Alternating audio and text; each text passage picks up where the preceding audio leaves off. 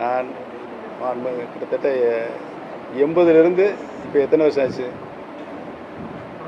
46 வருஷம் இந்த கட்சியிலேருந்து கீழ்நிலையிலேருந்து நான் உழைத்திருக்கிறேன். என்னுடைய உழைப்பில் யாருமே ஒரு சிம்மி அளவிட குற்றம் சொல்ல முடியாது. சட்டமன்ற உறுப்பினராக இருந்திருக்கிறேன், அமைச்சராக இருந்திருக்கிறேன், ஒரு முதலமைச்சருக்கு என்ன மாதிரி பணியாற்றணும்னு சொல்லி அது செஞ்சுருக்கிறேன். நானே முதலமைச்சராக இருந்து நானே இன்னொரு முதலமைச்சராக வருவதற்கு சரி எனக்கு மிகுந்த பெருத்த ஆதரவு. நான் 54% வந்தது, அவருக்கு வெறும் 4% இருந்துச்சு. அதையும் பொறுத்து கொண்டு தான் நான் துணை முதலமைச்சராக இருந்தேன். துணை முதலமைச்சர் வேண்டாம் என்று சொல்லி தான் நான் எனக்கு அமைச்சரே வேண்டாம்னு சொன்னேன். மாண்புமிகு பாரத பிரதமர் டெல்லிக்கு அழைத்து நீங்கள் அமைச்சரவையில் இருக்க வேண்டும் என்று சொன்னதின் அடிப்படையில் நான் ஏற்றுக்கொண்டேன். அதற்குரிய மரியாதை இல்லை, அதையும் பொறுத்து கொண்டேன். என்னென்ன அவமரியாதை பண்ணாங்களோ அதையெல்லாமே பொறுத்து கொண்டு தான் இந்த இயக்கத்திற்காக நான் பணியாற்றினேன். எந்த சூழ்நிலையும் என்னால் எந்த பிரச்சனையும் வரக்கூடாதுன்னு